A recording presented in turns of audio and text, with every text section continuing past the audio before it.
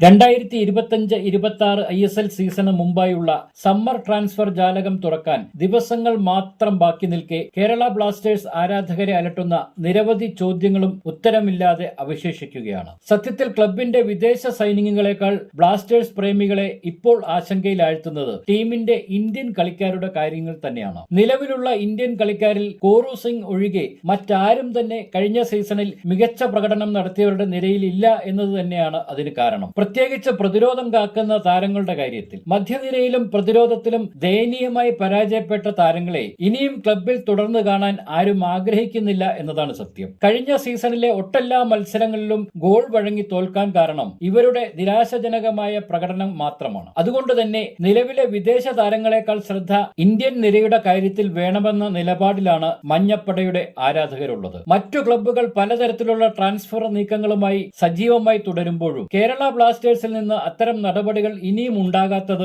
ആശങ്കയുടെ ആഴം കൂട്ടുന്നുണ്ട്. ക്ലബ്ബ് വിടുമെന്ന് ഏവരും പ്രതീക്ഷിക്കുന്ന മൊണ്ടിനെഗ്രൻ പ്രതിരോധ താരം മിലോസ് ഡ്രിൻസിച്ചിന്റെ പകരക്കാരന്റെ കാര്യത്തിലും ആശാവഹമായ റിപ്പോർട്ടുകൾ ഇതുവരെ പുറത്തു വന്നിട്ടില്ല എന്നതും ശ്രദ്ധേയമാണ്. വരാനിരിക്കുന്ന സീസണിൽ ടീമിന്റെ വിജയസാധ്യത നിർണായകമായ ഇത്തരം മാറ്റങ്ങളെ മാത്രം ആശ്രയിച്ചാണ് ഇരിക്കുന്നത്. ഇപ്പോൾ തന്നെ മനസ്സുമടുത്ത ക്ലബിനോടുള്ള വിരക്തിയിൽ നിൽക്കുന്ന വലിയൊരു വിഭാഗം ആരാധകരുടെ പിന്തുണ തുടർന്നും നേടിയെടുക്കാൻ ക്ലബ് മാനേജ്മെന്റിന് ഇതല്ലാതെ മറ്റൊരു മാർഗവും മുന്നിലില്ലതാനും. മാനേജ്മെന്റിന്റെ ഇരുട്ടിൽ തപ്പൽ നയം തുടരുകയാണെങ്കിൽ വരുന്ന സീസണിലും കൊമ്പന്മാർ കളത്തിലും തപ്പിത്തടയുമെന്ന് ഉറപ്പാണ്.